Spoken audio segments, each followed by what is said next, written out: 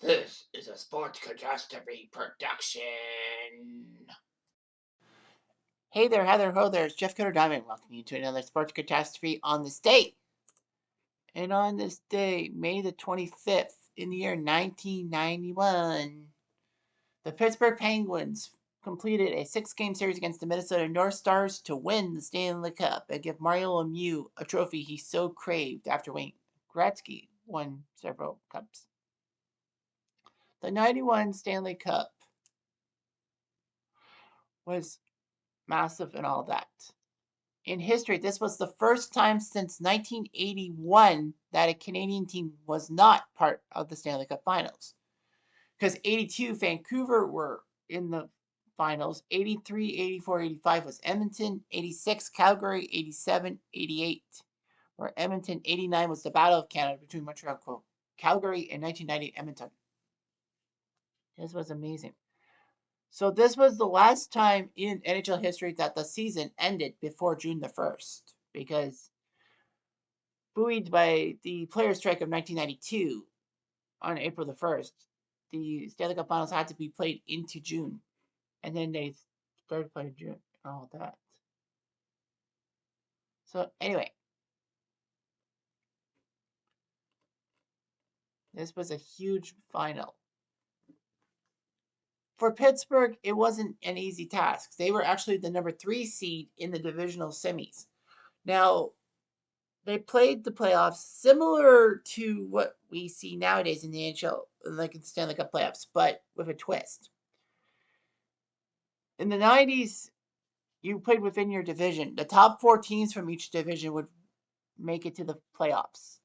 Of course, nowadays, it's the top 3 in the division and then 2 wild cards, regardless of the division. So Pittsburgh were third and would have to face the New Jersey Devils, with the Devils having home ice advantage in the playoff series, which was rare before, like 94 and all that. Pittsburgh would go on to beat the Devils. They had a Yummy Yager overtime winner and what they call in Pittsburgh the save. As in Game 7, Frank Pietrangelo, who was coming in for an injured Tom Barrasso, was in net for Pittsburgh, and Peter Stastny had a gaping wide open net for the Devils, and he stopped Stastny cold and helped the Penguins win Game 7.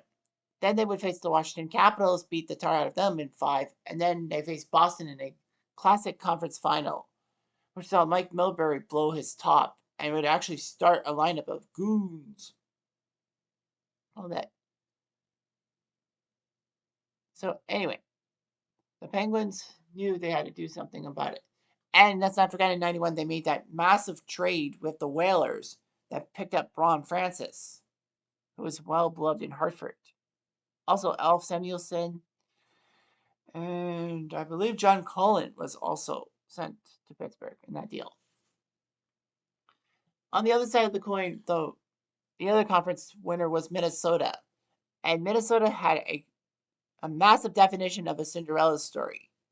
If you were thinking about the Cinderellas, like the 2021 Montreal Canadiens and the 2017 Nashville Predators and the 2012 LA Kings, for that matter, you don't know much about the 91 story of the North Stars. They were very crappy. There were rumors of relocation. They couldn't sell tickets fast enough to the arena.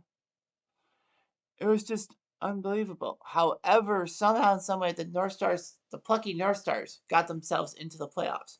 The only reason why Minnesota got into the playoffs was because, well, the North Division had 5 teams, and the top 4, regardless of how good you are or how crap you are, were in the playoffs.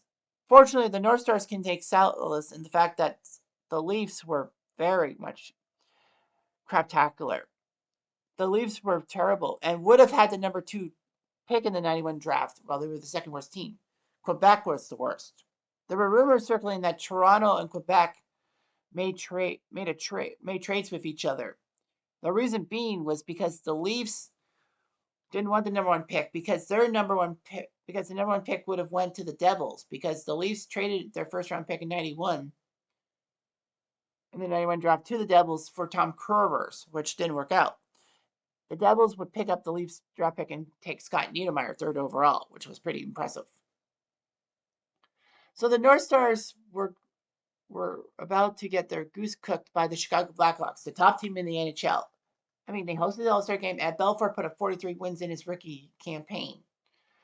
The Blackhawks were gelling, and then all of a sudden, Minnesota used the power play to their advantage, and Chicago was just undisciplined, and Minnesota won Game 6 on home turf. No biggie, some people said they'll be playing the second best team in the NHL by points, the St. Louis Blues, led by Brett Hall and a young Cujo, Curtis Joseph. The Blues were coming off a 3-1 series comeback against the Detroit Red Wings, but the North Stars plunked them in 6. So the North Stars beat the top 2 teams in the NHL just to get to the conference finals. And then came the Edmonton Oilers, the defending Stanley Cup champions, and to bring pride to Canada. Not so fast. The North Stars beat the Oilers in 5, and hoy howdy, the North Stars somehow got to the Stanley Cup finals against the Penguins, despite their very shitty record. Of course, the Stanley Cup finals happened. Minnesota won Game 1, shocking Pittsburgh 5-4. But Pittsburgh won 4-1 in Game 2. And we all remember Mario Lemieux receiving the puck in the Penguins on the ice in Game 2, skating solo into the North Stars zone, going through Sean Chambers and Neil Wilkinson on defense, and then sliding the puck past the sliding John Casey. And it was just amazing and all of that. You can't forget Bob Cole's call of that goal. So anyway, the North Stars would recover and win Game 3, 3-1. If memory serves me right, that was when Lemieux was actually hurt. Lemieux missed a game, one of the 6 games in the final. But anyway, Minnesota took a 2-1 series lead and was like, man, what a Cinderella Stanley Cup run. Well, Pittsburgh won 5-3 and 6-4 to make it 3-2. And guess what? We got Game 6. And if you ever wanted to know how much of a Cinderella the North Stars were, they played Game 6, and it was a disaster, a big disaster for the North Stars, as they would lose, and the Penguins would win the Stanley Cup.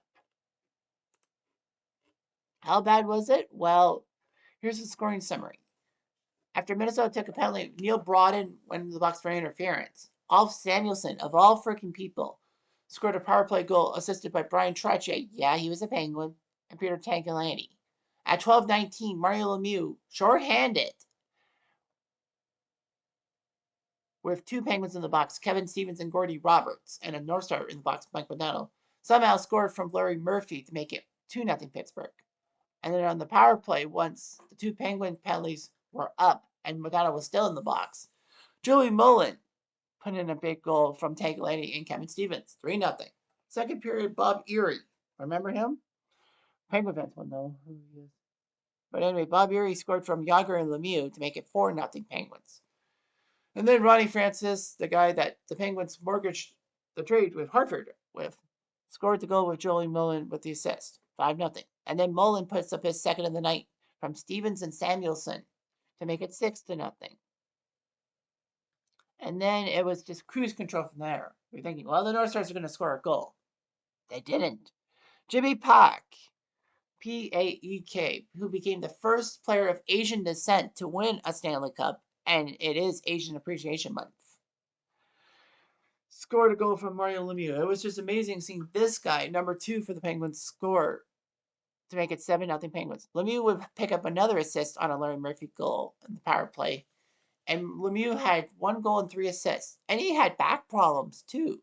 That playoff series added to the lore of one Mario Lemieux.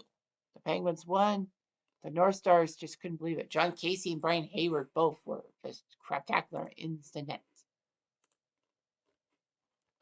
The North Stars had some very good players, too, on the Cinderella run. Brian Bellows, Kitchener Ranger.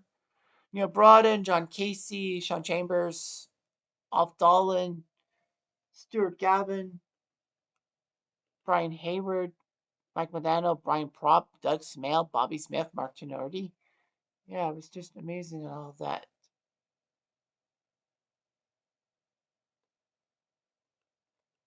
But we can't forget about the Penguins. The players that were engraved on the Stanley Cup after Game 6 of 1991. At center, Ron Francis, Barry Pedersen, Randy Gilhan, who Was it the? I don't know if it was the first West German player, well, a player born in West Germany to win the Stanley Cup. I can't remember. Brian Trottier. It was weird seeing him win a Stanley Cup with a team other than the Islanders. Yuri Herdina, also playing Mario Lemieux at center, but man, Mario Lemieux was supposed to be freaking hurt, and he played well in that series. The wingers: Joe Mullen, Mark Recchi. Yeah, he was a Penguin, and then was traded to Philly in '92 for the want of one Ken Riggett. Bob Erie, Jay Kofeld, Troy Loney, Loney the Looney, Kevin Stevens, Phil Bork, Scott Young, and Yarmir Yager. Defenseman Jimmy Pack, Greg Jennings, no, Grant Jennings, excuse me, Alf Samuelson, Paul Stanton, Randy Hillier, Gordy Roberts, Peter Tank, Larry Murphy, and Kitcheners, Paul Coffey. Goalies were Tom Barrasso and Frank Pietrangelo.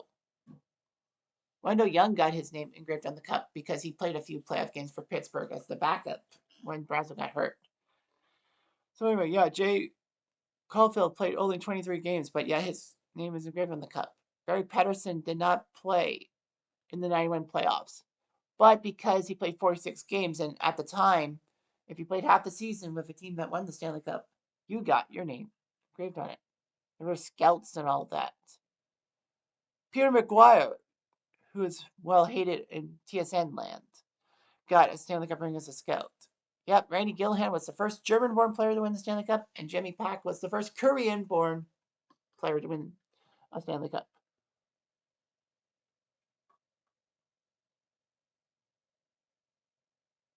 So yeah, that was just huge and all of that. So yeah, no, CBC did their part, and everyone did theirs. But Mario Lemieux freaking just outsmarted the Minnesota North Stars. It would have been nice to see a Cinderella run and in a Stanley Cup, but of course we would wait 2 decades till the 2012 Kings for that to really happen. Anyhow, I'm Jeff Diamond. Adieu.